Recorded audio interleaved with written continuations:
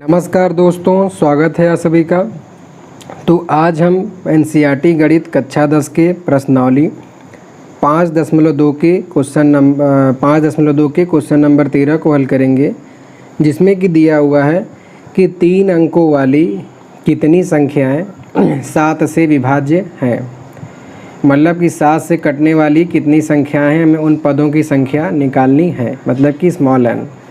लेकिन उससे ज्ञात करने के लिए हमको यहाँ पे श्रेणी एपी में चाहिए, जैसा कि इसमें कोई श्रेणी दिया नहीं गया है। तो इसके लिए पहले हमको श्रेणी बनानी होगी और उस श्रेणी को हम पहले रफ में अपना बना लेंगे, फिर उस श्रेणी के हिसाब से हल करेंगे।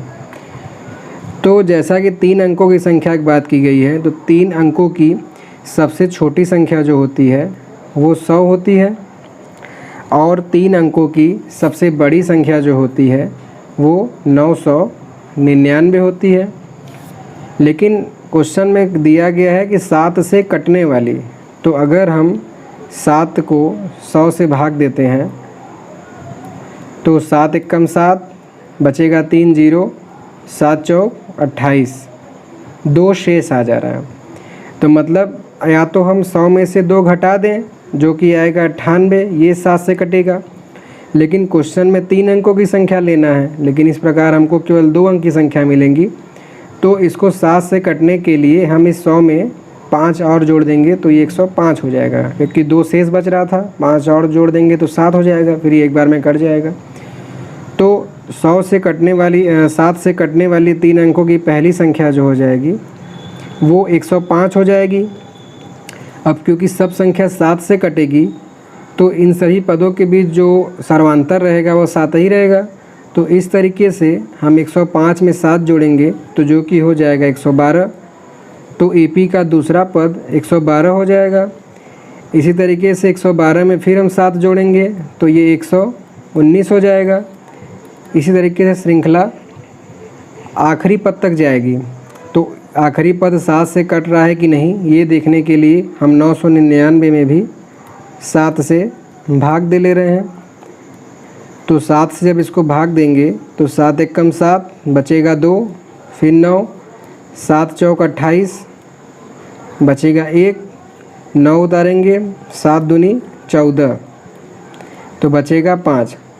तो अब अगर इसमें हम 5 जोड़ दें तो ये 7 से तो कट जाएगी, लेकिन 5 जोड़ने पर ये संख्या 1000 से बड़ी हो जाएगी, जो कि 4 अंक की हो जाएगी। लेकिन हमें 3 ही अंक का चाहिए, तो इसीलिए इसमें से हम 5 घटा देंगे तो ये हो जाएगा 994। तो मतलब कि इस श्रेणी का जो कि 7 से विभाज्य है 3 अंकों की संख्या, उसका आखिरी पद हो जाएगा 994। तो इस तरीके से 7 से विभाजित होने वाली संख्याओं की हमें एक एपी समांतर श्रेणी प्राप्त हो गई, जिसका यूज करके हम यनवा पद का फॉर्मूला लगा के पदों की संख्या ज्ञात कर सकते हैं। तो हम इस तरीके से लिखेंगे कि 7 से विभाज्य होने वाली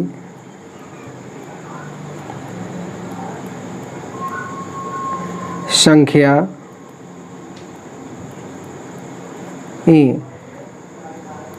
जो कि हो जाएगा 105, 112, 119 और इसी तरीके से आखिरी में 994। तो जैसा कि यहाँ सर्वांतर समान है तो यहाँ हम लिख सकते हैं, क्योंकि सभी पदों या सभी क्रमागत पदों के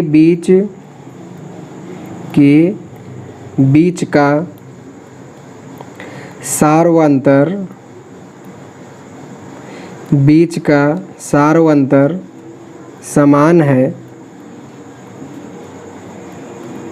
इसलिए सूची एपी में है।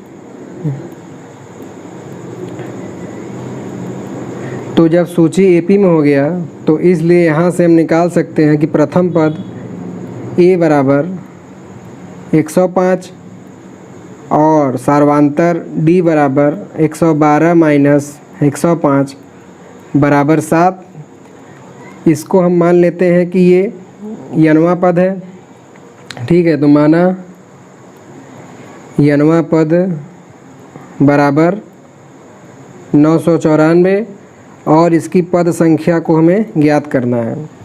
तो इन सभी से मिलके जो यनवा पद का फॉर्मूला बनता है वही हम लगाएंगे, जो कि होता है an = a plus n-1 into D. तो an का मान हमने माना हुआ है 994, e बराबर 105 प्लस n का मान ज्ञात करना है -1 और d का मान 7 हो जाएगा। तो उसके बाद इसको आगे हल करेंगे तो ये हो जाएगा 994 बराबर 105 प्लस मल्टीप्लाई कर देंगे तो 7n - 7, फिर आगे हो जाएगा 994 बराबर 105 में से जब हम 7 घटाएंगे तो बराबर आ जाएगा 98 प्लस 7n। तो यहाँ से 98 इस साइड आके माइनस हो जाएगा, तो ये हो जाएगा 994 - 98 बराबर 7n। तो 994 में से 98 घटाएंगे तो 994 है, तो 94 घटाएंगे तो बचेगा 900 और 4 और माइनस कर देंगे तो बचेगा 896, जो कि बराबर हो जाएगा 7n के। इस 7 को बटे में करेंगे तो n बराबर हो जाएगा 896 बटे का 7।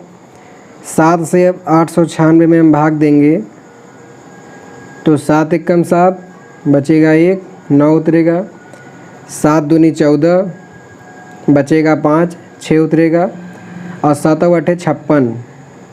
तो यहाँ से n बराबर आ जाएगा 128, जो कि 91 पद का मान है, जो कि श्रेणी का सबसे आखिरी पद है। तो इस तरीके से श्रेणी के पदों की संख्या निकल गई 128। तो इस तरीके से हम कह सकते हैं कि अतः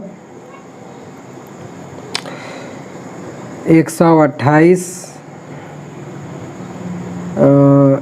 7 से विभाज्य होने वाली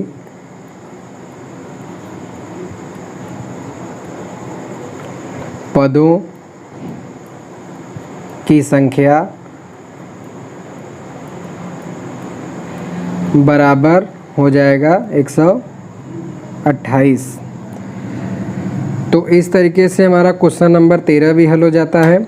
आशा करता हूं कि बताया गया सवाल आपको समझ में आया होगा। तो प्लीज़ वीडियो को लाइक कीजिएगा, शेयर कीजिएगा, कमेंट कीजिएगा। कोई प्रॉब्लम हो तो उसको तुरंत कमेंट के माध्यम से पूछिएगा।